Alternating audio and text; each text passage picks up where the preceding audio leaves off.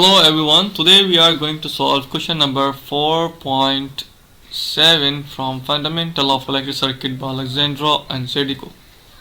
The question is that we have to calculate actual value of V naught when हमारे पास V naught की value आपके पास क्या है 1 है, ये अज्यूम करनी अज्यूम करें कि V naught की वैल्यू 1 है इनिशियली और लीनियरिटी का मेथड इस्तेमाल करते हुए लीनियरिटी को यूज़ करते हुए हमने एक्चुअल वैल्यू वी नॉट की कैलकुलेट करनी है।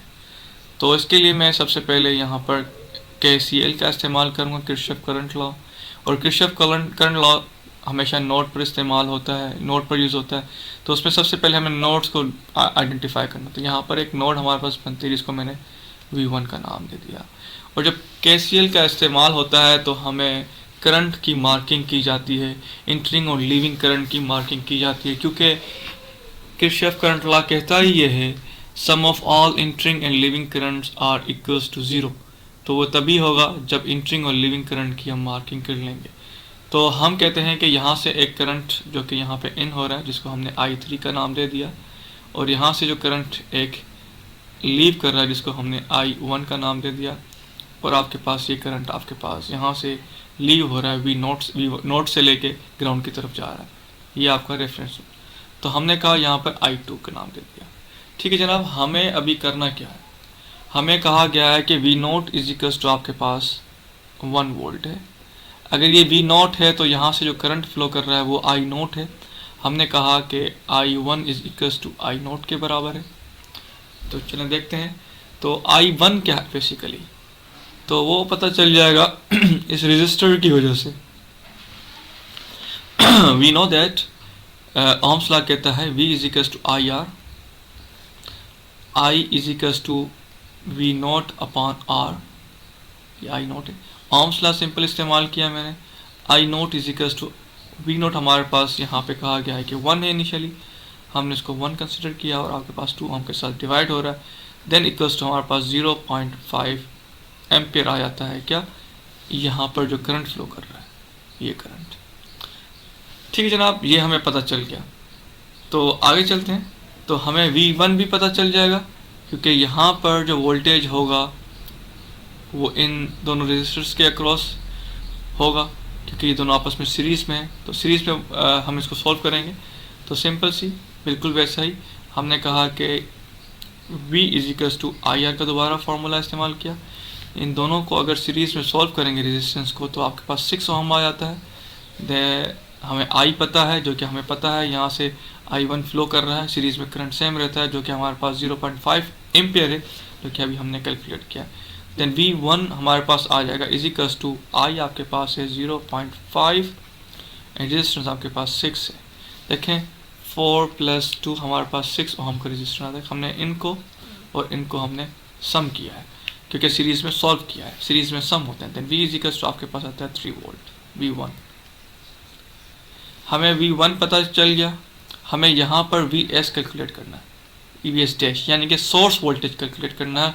ऐसा कौन सा सोर्स कितने सोर्स वोल्टेज पर यहाँ पर 1 वोल्ट आएगा, ये हमें कैलकुलेट करना है। तो आगे चलते हैं।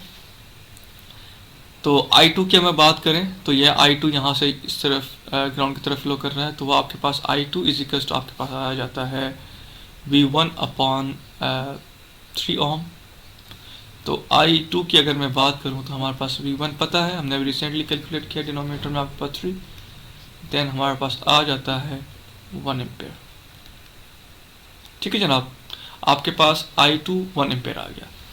तो हमें पता है जो ये इंटरिंग करंट है वो डिवाइड हो रहा है इस करंट I1 के साथ और I2, ये दोनों करंट, ये जो आपके पास I3 है वो सम है I1 और I2 का। ठीक है, क्योंकि यहाँ से जिस तरह आ रहा है तो फर्दर डिवाइड हो रहा है वो करंट। तो हम कह सकते हैं कि I3 is equals to I3 is equals to I2 plus I1। तो हम I3 की अगर बात करें तो हमारे पास आ जाता है 0.5 एंड प्लस 1, तो इज इक्वल्स टू आपके पास आ जाता है 1.5 एम्पेयर। ये आपके पास I3। जब आपके पास अभी तक हमने I3 कैलकुलेट कर लिया है जो कि हमारे पास आता है 1.5 एम्पियर्स। ठीक है जनाब, हमने कहा कि यहाँ पर हमने VS को कैलकुलेट करना है, यहाँ पर हमने V1 था जो कि कैलकुलेट किया है, I3 आपके पास यहाँ से यूँ फ्लो हो रहा है। तो हमने कहा I3 क्या है, I3 की इक्वेशन अगर हम बताएं तो ये बन रही है VS dash minus V1 upon register 1 ओम का। ठीक है जनाब, ये हमने कहा VS डैश है, वो सोर्स है, हम इस सोर्स को अभी हमने इग्नोर किया हुआ है, ये वो सोर्स है, ये सोर्स वोल्टेज होंगे जब हमारे पास V1 हमारे पास 1 वोल्ट आ रहा है।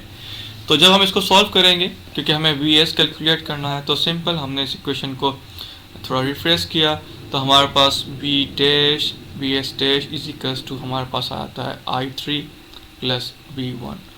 तो VS dash is equals to 1.5 plus आपके पास आ रहा है 3 वोल्ट। तो हमारे पास VS डैश इस वक्त आ रहा है इज इक्वल्स टू 4.5 वोल्ट। इसका मतलब यह है 4.5 वोल्ट की सोर्स लगी हुई है, तब हमारे पास यहाँ पर 1 वोल्ट आ रहा है। ठीक है जनाब, तो हमें ये कैलकुलेट करना है कि 4 वोल्टेज पर V नोट कितना होगा, और ये लीनियरिटी यूज़ करते हुए हम करेंगे। देखिए जनाब, हमने इससे पहले वाले सवाल, पिछले सवाल में ये सीखा था कि हम कहते हैं कि गेन हमारा जो किसी भी लीनियर सर्किट का आता है V out upon V source या फिर V इन के बराबर होता है। ठीक है जनाब, हमारे पास VS हमारे पास कितना है, सिंपल आपके पास आ रहा है 4.5 वोल्ट, और आउटपुट पर जो वोल्टेज आउट आ रहा है V आउट आपके पास आ रहा है 1 वोल्ट। तो गेन हम कैलकुलेट कर सकते हैं, gain is equals to 1 upon 4.5। तो 1 अपॉन 4.5 कितना होता है, सिंपल सा इसको हम कैलकुलेटर में इस्तेमाल करके हम कैलकुलेट कर सकते हैं कि 1 डिवाइड बाय 4.5 कितना आएगा। तो वो हमारे पास आता है, गेन टोटल हमारे पास आ रहा है इज इक्वल्स टू 0.222। ठीक है जनाब, ये आपके पास गेन आ रहा है। देखिए इस वक्त हमारे पास गेन हमें कैलकुलेट हो गया है, जो कि हमारे पास 1 अपॉन 4.5 है। तो हमने अभी यही पढ़ा कि गेन हमारे पास किसके बराबर है, V आउटपुट अपॉन VS, जो सोर्स के बराबर है। हमें इस वक्त सोर्स दी हुई है 4 वोल्ट, हम अभी लीनियरिटी को यूज़ करते हुए हम ये कैलकुलेट कर रहे हैं कि V आउट हमारे पास कितना होगा जब 4 वोल्ट होगा। तो इसमें हमने क्या करा कि गेन आपके पास क्या है, 1 अपॉन 4.5 है, हमें V आउट कैलकुलेट करना है। तो हमने सिंपल क्या करना है, गेन, ये formula is equals to V out upon VS dash. तो हमने V आउट कैलकुलेट करना है, तो गेन हमारा मल्टीप्लाई हो जाएगा VS dash is equals to V out. Then V out हमारे पास क्या बन रहा है, गेन हमारे पास 1 अपॉन आता है 4.5 मल्टीप्लाई विद आपके पास आ रहा है 4 वोल्ट। तो हमारे पास इस वक्त क्या आना चाहिए, ऑब्वियसली बात है, जब 4.5 की वैल्यू थी तो हमारे पास 1 आउटपुट आ रहा था, तो ऑब्वियसली बात है ये उससे कम ही आएगा। तो आपके पास आ रहा है 0. Vout is equals to 0.88 volt. ठीक है, मैं उम्मीद करता हूँ आपको ये कॉन्सेप्ट समझ में आ गया होगा, क्योंकि इससे पहले वाला सवाल जो 4.6 है वो भी हमने गेन को यूज़ करते हुए लीनियरिटी के ज़रिए हमने इसको सॉल्व किया था। कोई भी सवाल आपके बहरहाल आपके माइंड में हो तो ज़रूर कमेंट बॉक्स में कमेंट करें, होपफुली आपको आंसर दे दिया जाएगा। Bundle of thanks for watching, like करें, सब्सक्राइब करें और शेयर करना मत भूलिए।